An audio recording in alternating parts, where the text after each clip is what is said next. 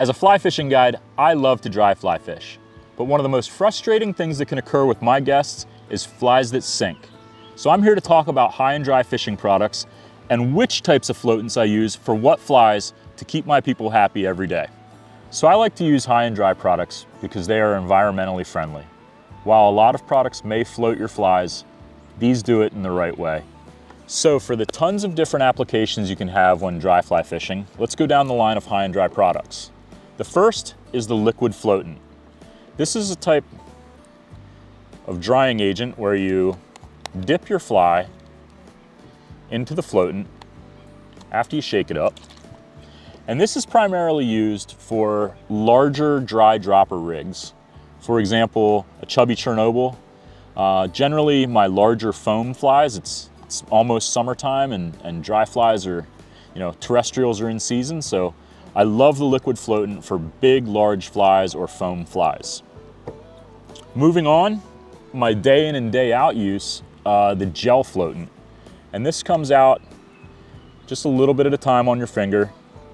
And I use the gel floatant for any types of flies, primarily stimulators, chubbies, caddises, anything where it needs a longer wearing product. I find this to be not quite as heavy as, say, the paste, but it still does work really well with my 10s, 12s, 14s, even 16s sometimes. Those little black caddises that everybody has. I love the gel floatant for that type of work.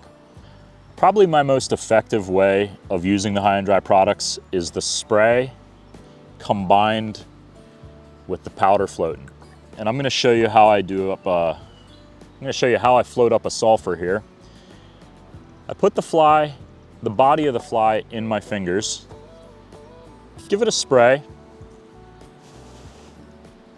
and then just like you can use this fly just as is with just the spray. But for those of you who have a hard time seeing, on the very top of the fly, I'm just going to put a little bit of powder, and that lightens up any color of feather that you might be using.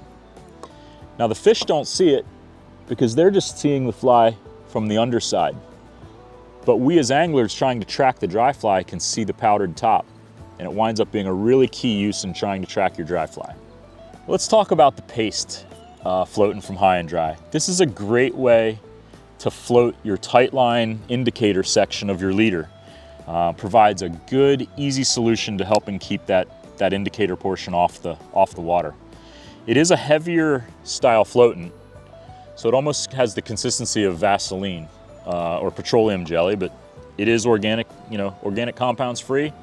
It's environmentally safe. So in floating this dry fly, I rub the paste in my finger and thumb, move about a foot away from the fly, and start applying it to the leader. This will keep your leader floating, which essentially keeps your fly floating. And I also go about a foot up the fly line. This keeps my fly and the leader floating, with the only portion not getting the paste is about a foot from the fly, and that's just for visibility because I fish in some spooky waters. High and Dry also has created a fly line dressing. Probably the most overlooked part of fly fishing. Nobody wants to dress their lines, but when you do get into the habit of using a fresh, clean fly line, you'll notice your casts are better, the fly line floats, and one of the easiest ways to determine whether your fly line needs cleaned, if you can't tell if it's sinking or not, is just look at it when it's on the reel. If you see small little cracks, you need a new fly line. However, by taking this fly line dressing and squirting it onto a microfiber towel and then running your fly line through that towel, you will give your fly line a little more life until you can get over to your shop and purchase a fly line. So high and dry products have a ton of options out there to float any fly that you want. What I find is pick what works for you. For example, I use the liquid spray and the powder all the time, usually together. Find out what works, whether it's the dip, whether it's the gel, or any of the other products, and get out there fishing.